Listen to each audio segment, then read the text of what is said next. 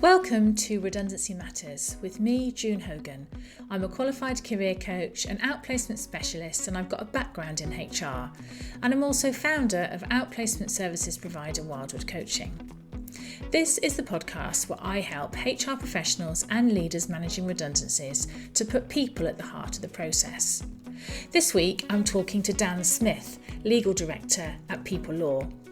Dan shares his experience and insights from 15 years as an employment lawyer, and we talk about why redundancies often go wrong, how line managers can make or break the process, and Dan shares his 4 pillars of communication, courage, candour and curiosity, and how they can transform conversations during redundancy to make sure people feel respected and valued even when they hear difficult news. So I really hope you enjoy our conversation today. And if you want to go deeper into managing redundancies, you'll find the link in the show notes to register for a free monthly lunch and learn session, where my colleague Robin and I explore different aspects of managing redundancies. And you'll also find lots of resources on my website, wildwoodcoaching.co.uk. Okay, let's dive into today's episode. Welcome to today's episode of Redundancy Matters, and today I'm delighted to be joined by Dan Smith, a legal director from People Law, and I'm super excited to hear Dan's insights and experiences that he's going to be sharing with us. Thank you so much for joining me today, Dan. It's a pleasure to have you here. A pleasure to be here. Wonderful. So, Dan, do you just want to introduce yourself so the listeners know who they're listening to? Sure, no problem. As you summarised, I'm a legal director at People Law. People Law is the people-focused legal practice. We kind of work at the intersection of law and working life and help clients navigate their legal issues that affect their business and the people that are affected within their business. At the heart of what we do really is trying to build strong, trusted relationships that make the law work for our clients, whether that's employee clients or employer clients. And as regards me, I've been an employment lawyer for 15 years. I studied, trained and qualified as a barrister. I didn't take pupillage at that time. Instead, I cross-qualified as a Silex practitioner. The first 10 years of my practice focused on the big ticket litigation in employment tribunals nationally. I was a roving advocate for a number of years, advocating on behalf of businesses and why they should win their claims, even in circumstances where they were unwinnable. I'm proud to say sometimes the odd win was here or there. But what I came to realize towards the end of that was that there aren't any winners in litigation. It sounds a bit corny to say, but that genuinely was my experience of it. And I firmly felt that I could do a lot more good at the other end of the spectrum. So I switched the focus of my practice to employee relations advice delivery, working mainly with employers that have an internal level of HR expertise. That's my strong preference because I feel that's where I can bring the most value. I've worked across various sectors: healthcare, logistics, hospitality, retail. The thing that I pride myself on is being able to partner with senior leaders and partner with HR teams and partner with independent HR consultants to help my advice to get executed and stick, but in a way that is solutions focused and led by ultimately what the client wants to achieve. And I loved hearing about that partnership approach that you just mentioned there in terms of looking at solutions and working in partnership with leaders and HR consultants. I always ask guests at the start of this, why does redundancy matter to you? I think that there's 2 experiences for me that have really led me to the conclusion that redundancy matters. The first is my own lived experience when I was a very junior lawyer. Even as a junior lawyer, it wasn't necessarily easy to understand what was going on or why it was happening. And I don't think it was, looking back, explained to me in the right way or an appropriate way. It was very transactional. And that had certainly an adverse impact on me and my confidence, even though it was nothing to do with me whatsoever. I think in the last 15 years or so, it's fair to say that I've experienced and had experiences with a lot of organizations that have suffered difficulties and a lot of people that have been placed at risk of redundancy. And I've seen the whole spectrum of sort of emotional to that. There are the industry stalwarts who have been there time and time again, and to some extent have probably been hanging on for a bit of redundancy for a good few years, and to whom it comes as a welcome gift. There are others who have either never been through the process or don't understand it. And again, maybe it hasn't been explained to them in the right way, or it hasn't been executed in the correct manner. The thought of employment tribunal proceedings and a great big massive payout is maybe a little bit too enticing for them. But what's become really apparent is the range of emotional reactions that people experience in direct consequence of even just being told that they're at risk of redundancy, let alone the redundancy itself. I've always been a people pleaser, and I've always wanted to help people as much as I can. That's what drew me to employment law in the first place. Managing redundancies is one of the ways in which I think you can have the biggest impact on people, even if you're assisting an employer making a redundancy. If you've done that correctly and you've done your due diligence and you're able to work effectively with that client, then the net result is a more positive one than otherwise. Remembering that kind of person that sits at the heart of that process, and you say having that lived experience as well, and really bringing all of that together. What are some of the kind of pain points that you generally see when you're supporting your clients managing redundancies? There's companies that are trying to dress up a situation as being a redundancy situation because it's easier than having a performance or an ill health based conversation or any kind of difficult conversation. And that's unfortunately still pretty frequent, particularly towards the kind of micro small business element where there's not really an understanding of what redundancy is and what the purpose of it is. I think by far and away, the thing that I see most is just too many HR professionals getting pulled into the weeds of redundancy because managers aren't equipped to handle or aren't equipped to understand the process. And that really leads to this very transactional redundancy process where it is a box tick exercise from a manager's perspective. And because of that, it's easy to find employees getting disgruntled or conversations to become derailed. In charge, the wonderful HR profession to try and sort that out in the context of a collective redundancy situation, for example, where you might have 20, 30, 50 people at risk. You do see firsthand the deep level of detail that HR professionals are having to go into to try and pull managers out of the weeds in those scenarios, and the adverse impact it's having on them and their health, and in lots of circumstances, their love for the profession. Certainly the thing from my perspective, right, just in the context of risk, generally speaking, is managerial capability being the single biggest cause of tangible legal risk that I see. And that's certainly the case when it comes to handling redundancies. And you mentioned there at the start that kind of dressing up redundancy when it kind of isn't. Where does that end up from your perspective?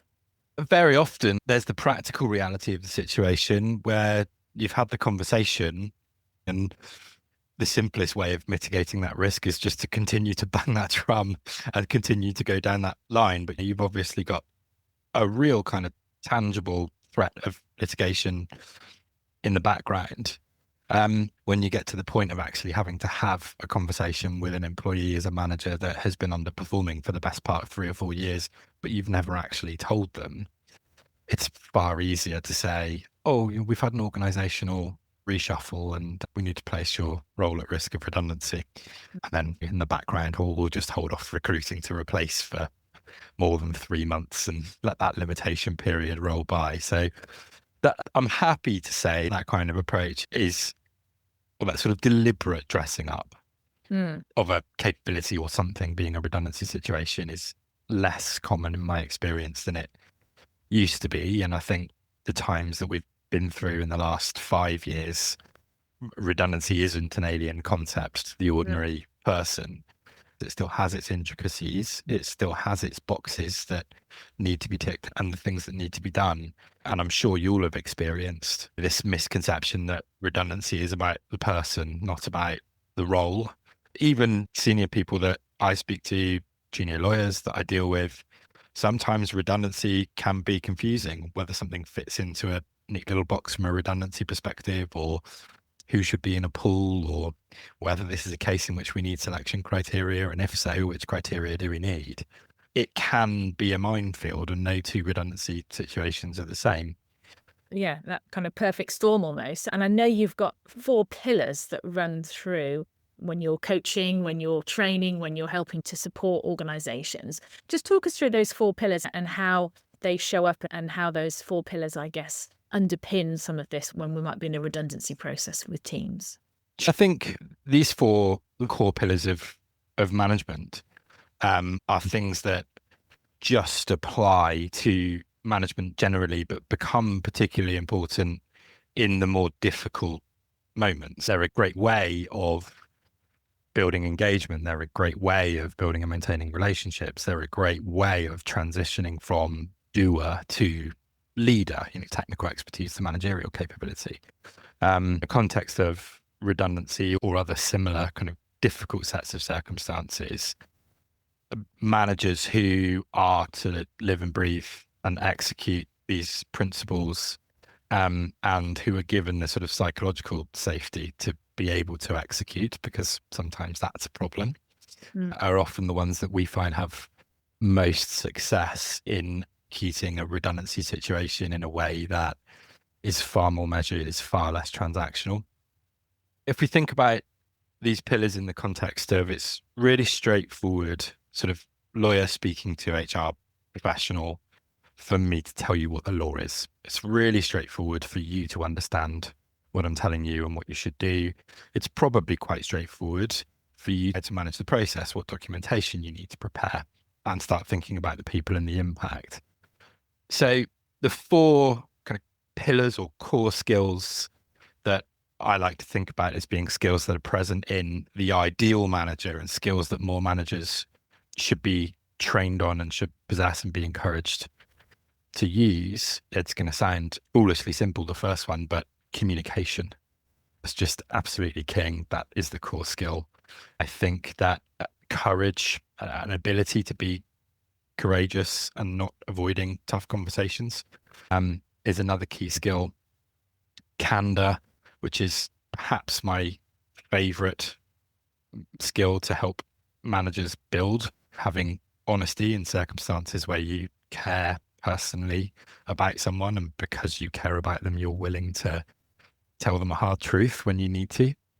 Curiosity, which for me is just the underrated real superpower, as having or being able to go into conversation with the spirit of curiosity, not feeling like you have to win an argument, which I think is a common misconception of managers. Yes, you preempted my question. The communication, the courage, the candour, and as you say, the curiosity, that notion that as a leader, you don't have to know everything. You can be curious about people, you can be curious about processes, organizations, whatever it might be, but also approaching conversations with gentle curiosity can open up so much. As a coach, that's where I always come from, but I spent years kind of training that. So yeah, just talk us through how they might show up in a redundancy process. The curiosity is something that, you'll know this, it's just hardwired into our brains. And when you have a manager that is curious, it triggers positive neurological responses. There's a natural dopamine release. There's that kind of neural plasticity that curiosity changes brain function at the level of the amygdala. So it makes us more adaptable to change. It makes us more open to communication. And it's obvious why that's important when you're handling a redundancy conversation where you're talking to somebody about significant change. You need them to be open to the communication and open to having that conversation. And I suppose in the context of an at-risk meeting, of redundancy consultation, meetings, whether collective or whether on an individual basis, with that asking of open questions with no expectation of a response or no expectation of a particular response, just allows you to listen out for concerns and listen out for and address areas of misunderstandings if there have been any. And I love that curiosity just ensures that the conversation is a dialogue, not this scripted monologue that somebody put together for me. And I, as a manager, and I'm not going to change my tone. We'll talk a bit about communication in a moment, but I'm just going to read from this and get through it as quickly as I can. And it allows for the spotting of those signs of disengagement or signs of distress in the conversation. But I think, particularly in the context of curiosity, is really powerful in exploring alternatives to redundancy. It's the whole point, easily forgotten, but it is the whole point of a redundancy process, that it's a period of time in which everybody has a dialogue and explores alternatives to redundancy. We find being curious in those conversations allows sort of the offer of more personalized support and assistance to employees going through the redundancy process. We've had managers create consultancy arrangements in consequence of those conversations. We've had managers identify totally different skills in their employees that sit so far outside of their job description that you wouldn't know that they had them, but might be really valuable elsewhere in an organization. I'll always remember, for example, a lady who, after 15 years service and was at risk of redundancy, announcing that she was bilingual. She spoke fluent French, and there was a vacancy in the French entity of this company for exactly her role. It's a really obvious alternative to slot her in over there. It never would have, it wasn't obvious. It wasn't an obvious skill set. It wasn't on her CV or anything.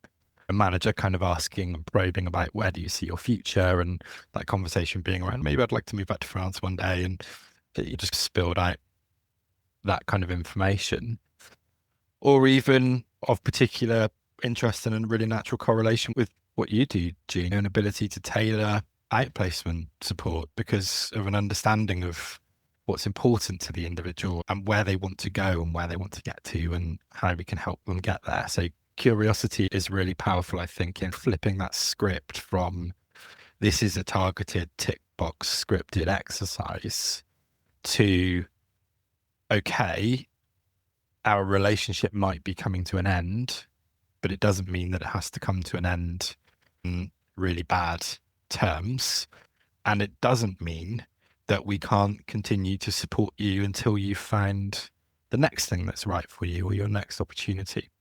I was just imagining that meeting where that manager does have that sense of curiosity, creating that safe space for someone in a difficult situation where they can feel supported, listened to, heard, valued, even in difficult circumstances. It's hugely important for people. And it really is, this is where you really need to be, front and foremost, the leader, and offering that support and trust, because that's one of the things that people will look for in a difficult time. So that approaching those meetings less as a, I've got to read the script, I've got to get through this, and I've got another meeting in 20 minutes, so I hope they don't ask too many questions. So yeah, curiosity sounds like that is hugely important. And so Candour, talk us through that and what that means. Sure. So the way in which I talk about Candour really is fed from this wonderful book and a wonderful framework called Radical Candour. Radical Candour is a concept that effectively applied on two axes, and colloquially they're referred to as the sort of caring personally axes and then the willingness to piss people off axes. And the fundamental principle of sort of radical candour is that almost in that you need to be cruel to be kind methodology, but not quite that far. As a manager, for example, I'm going to tell you a hard truth, or I'll call you out on something that I didn't like, or I'll give you feedback that you might not want to hear, because I care about you, your development and your future aspirations.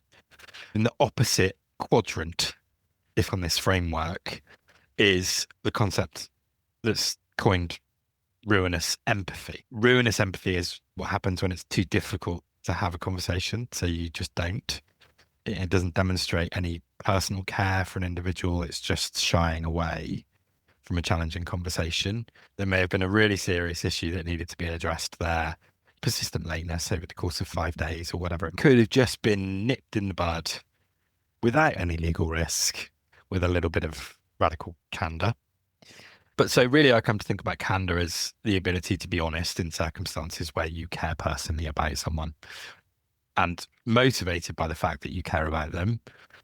You're willing to deliver a difficult message to them, or a message that sometimes they don't want to hear. And there's something I think that's very powerful about candor in a manager-employee relationship. And although candor is perhaps sometimes not obviously related to a redundancy situation, I always think that redundancy circumstances often involve a time or a material period of reflection on things like performance of the employee over time, or attendance of the employee over time, absence, lateness records, etc. And we very often see circumstances where you might have multiple employees at risk, they're pulled together, performance metrics, attendance metrics are used as a scoring method to reflect who's going to be kept and who's not going to be kept, unfortunately. And as a matter of law and good HR practice, absolutely fine. No problem with that at all. But then you get an employee that challenges their underperformance metrics, or challenges their poor attendance, or where informing them that those things haven't been satisfactory as compared to their colleagues is completely new information for them. And they haven't been told of those things before. And no matter how objectively true that data is, you've automatically got somebody who is disgruntled, and ultimately who presents a litigation risk because all they've seen one time at the most crucial point in their career is somebody saying you're losing your job because of your poor levels of sort of absence, or because of your poor performance for the last 3 years, when it's never been addressed with them before. And then typically you'll get managers that say, I bring it up most months in the one-to-ones, and you go back and you look at the one-to-one notes, and it's things like, well, they haven't really quite been up to scratch. Certainly not as they were this time last year, but don't worry, keep cracking. And it's almost spun in that positive way. And actually the much kinder thing to do in the circumstance would have been to tell them, to give them the feedback that they perhaps didn't want to hear, that might have been uncomfortable, but then to help drag them through it, to give them a solution, to help them design a plan to get themselves out of it. So the context of redundancy, yes, you can be candid in being respectfully honest and reducing the amount of corporate spin and clearly explaining your business rationale and your timelines and your selection criteria. Actually, where candor kicks in often in the context of redundancy is outside of the redundancy process in the entire employee-manager relationship. As you say that, so someone hears for the very first time that they've been underperforming when they've been told they're at risk of redundancy. Those are two things that shouldn't really happen. Understandably, people are going to feel aggrieved by that. And as you said, the kinder thing to do would have been to address that in a less risky situation and less potentially confrontational from a sort of litigation perspective as well.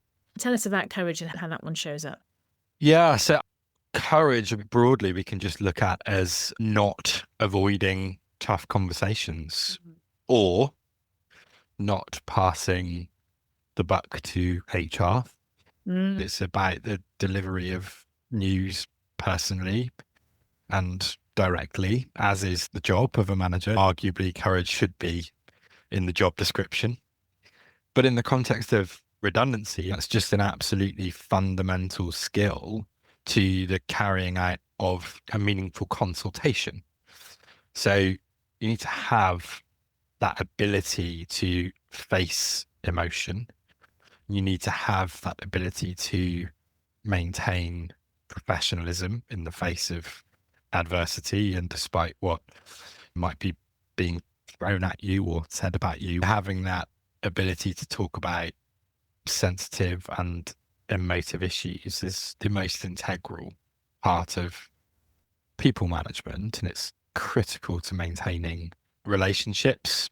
Certainly from my perspective, it's far too often that we see managers doing everything possible to shy away from having that redundancy conversation and using HR as the crutch, or unfortunately in some circumstances still way too frequent, using HR as the ones to blame situation. So I think courage is one of those for me that it's such a simple concept and it's so obvious, but in the context of a working environment where we've got more generations in the workforce than we've ever had, and without wishing to criticize or indeed offend any listeners, every generation has different strengths and weaknesses.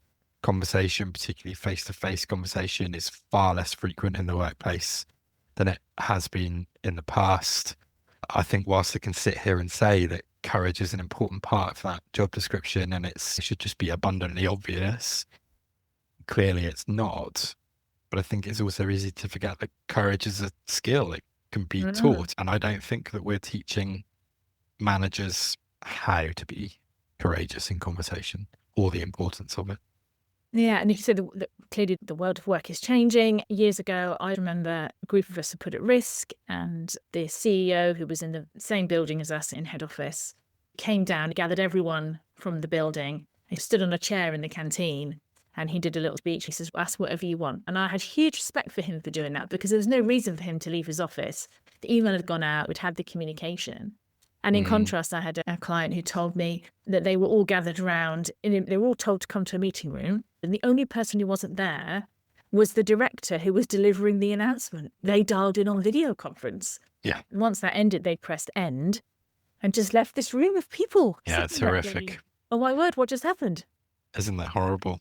It's like the Atlassian case that happened recently, where mass redundancies were announced by pre-recorded video from the CEO. Hundreds of people being told, not placed at risk, told that they were going to be made redundant.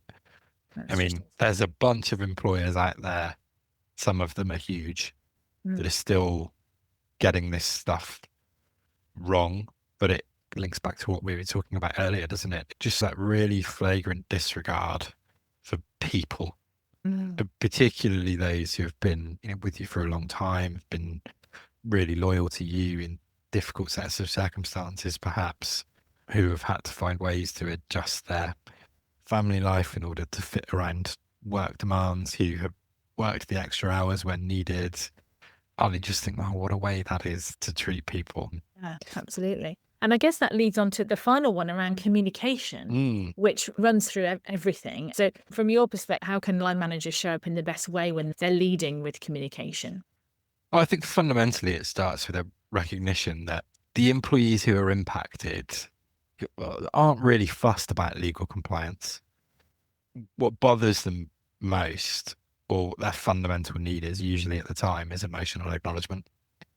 As things get grittier and more competitive, if the situation is handled badly, you end up straying into the realms of legal compliance, because it's easy to poke a hole in the fact that you didn't have that consultation meeting when you said you were going to, or some of your selection criteria indirectly discriminatory, allegedly, or something like that. Usually in human conversation, as far as I'm concerned, is emotional acknowledgement in difficult circumstances. There's lots of really helpful and brilliant frameworks. So really simple things like avoiding jargon and using plain English, dropping the corporate spiel, enabling people to understand and keep up in conversation.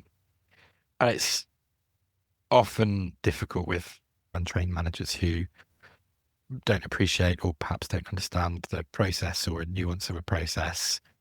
And as we were saying earlier, it becomes far easier for them to rely on a script that somebody else has written for them. But the script often uses the technical jargon, so it just becomes a read out loud and get the hell out of there.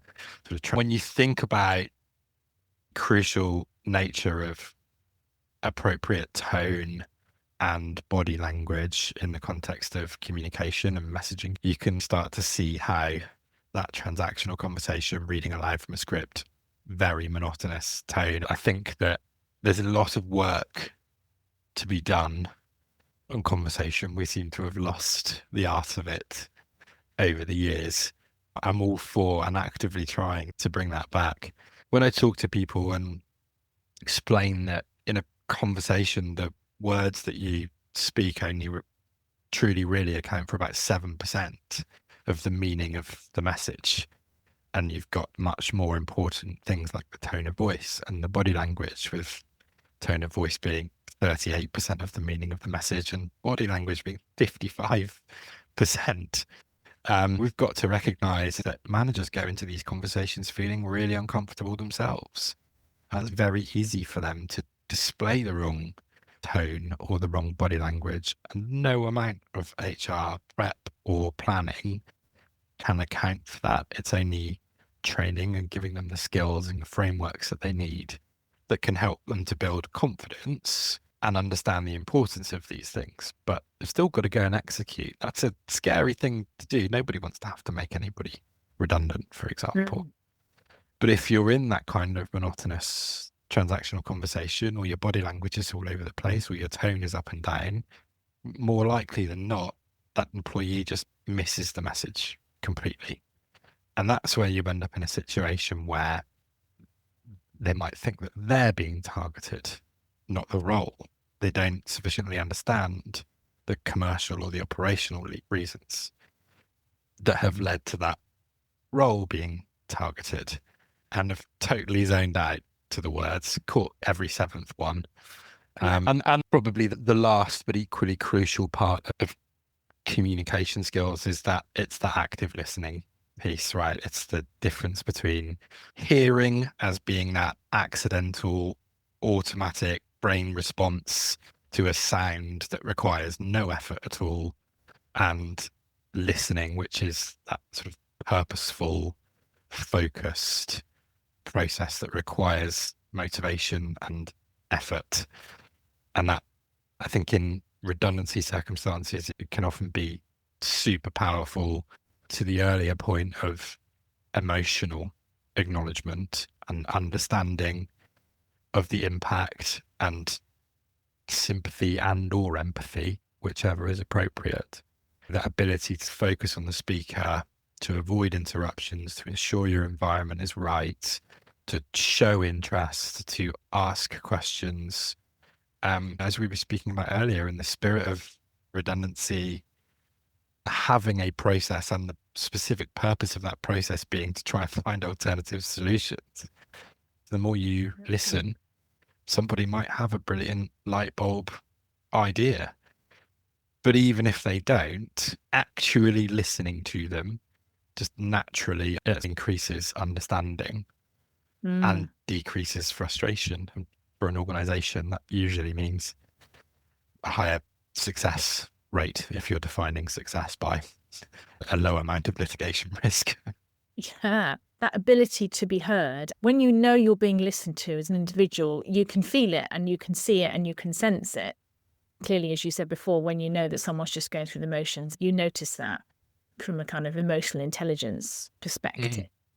And what you said before about people aren't necessarily interested in the legal side of things at the start of the process. They just want to feel that they're important, that they're acknowledged, that they're valued, that they're seen, heard, and that emotional acknowledgement. And so being able to encourage managers, as you said, may well indeed be scared, frightened, worried about having those conversations, because they're not easy conversations to have, particularly when they've worked with team members for many years. Maybe they may be friends outside of work, for example, and you can never predict how someone's going to react. But what you said there about, again, putting the individual at the heart of all of this can ultimately make the biggest difference if they feel that they've been treated fairly throughout all of this. And I guess we've kind of come full circle, because talking about curiosity at the start, that is one of the elements of active listening, and because you need to be curious to therefore take in the information. And I always find that if I'm actively listening, I can tell, because it's tiring. Actively listening can be exhausting. And I think as a manager, you'll notice if you are actively listening, that point about Well, don't do back-to-back meetings. Don't try and get 10, 15 people in a day, because it will be exhausting if you're going to be doing it properly. Yes, there's a case to be made that you haven't done your job properly. Yeah. Because it should be tiring. It's often underappreciated, I think, about HR as a profession generally, because by virtue of the profession that we operate in, tends to come quite naturally. Courage tends to come quite naturally. Curiosity tends to come very naturally. And candour at the right moment is something that I think we all learn is incredibly powerful, and actually, when exercised in the right way, springboards our own platform and our own career progression opportunities. As a profession, and I put myself squarely in this profession, I do consultancy, I handle complex investigations, I advise lots on ER issues day to day. So I'll announce myself as being part of the profession, or at the very least next to the profession, holding their hand. But I think it's because those skills come more naturally to us than they might to other people who aren't drawn to our profession. It's easy to forget that they don't come easy to everybody else, and that it's not obvious that courage is a skill that can be developed. Sometimes they'll make mistakes.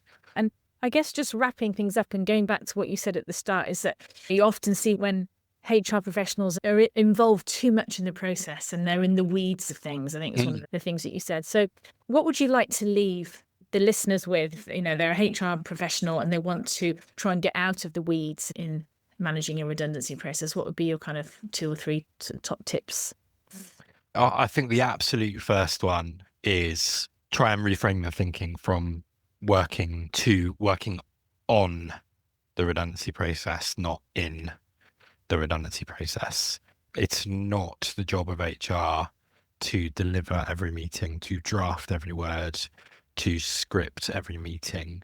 We often end up doing that to cover a managerial deficiency or out of fear for a managerial deficiency. But it's HR's job to design the process, to lead the process, to work and partner with the business on achieving the best outcome in a difficult set of circumstances. Train your managers, especially your new managers or your aspiring managers even. These skills, I'm not suggesting that the notion of communication is alien to everybody. Encoding of a message or decoding a message, an understanding of that communication loop and how it works, and how we're constantly giving feedback, even by a head nod or a wink or body language sort of 1 degree off, sort of understandings of communication and courage and curiosity, and understanding of why they're important, particularly in this ever-changing world. And then I think once they're trained, you have to give them psychological safety to practice. There might be 1 or 2 things that give you cause for concern about giving people the psychological safety to do that. But this is why you've got to catch people at that aspiring manager or new manager phase, because I'm not saying that they have to go out to every member of their team always and tell them the hard truths. Drawing on your experience, picking your moment, knowing when to have a quiet word, knowing when something requires a more formal conversation, equipping them with the skills to be able to engage their team and run their team and have difficult conversations when they need to. So that working on the process rather than in the process, and then giving managers the skills, the tools, and the freedom and the safety to practice, not just when things are high stakes. So they're developing those skills and those competencies throughout leadership and those aspiring leaders as well. Yeah. Tell us about you, your business, and where people can get in touch with you. Sure. As you'll imagine, there are a million Dan Smiths or Daniel Smiths on the world of LinkedIn. So I'm not the easiest one to find. The easiest way to find me, LinkedIn-wise, is by going to People Law LinkedIn page. And very obviously, I'm there as one of the associated employees of People Law. You'll also get to see the profiles of all our other wonderful legal experts. My colleague Amanda, who's another legal director in the employment team, and my colleagues, Kerry, who is an HR consultant and investigations supporter. So you can find all of us at People Law there. Well, thank you so much, Dan. I've so enjoyed the conversation, and thanks again for taking the time out to share your insights with us all. It's been wonderful. Oh, it's no problem at all, June. Thank you for having me.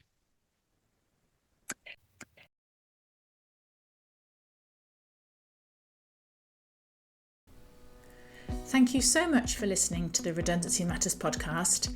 I hope you found today's episode helpful. It would mean a lot to me if you would follow, rate and review this podcast wherever you listen to your podcasts, as this helps it reach more people who are managing redundancies. Let me know what you thought, and if you have ideas for future episodes, I'd love to hear from you. You can find me on LinkedIn, June Hogan, and get in touch via my website, wildwoodcoaching.co.uk, where you'll also find more resources to help you manage redundancies. I hope you'll join me again soon for the next episode of Redundancy Matters.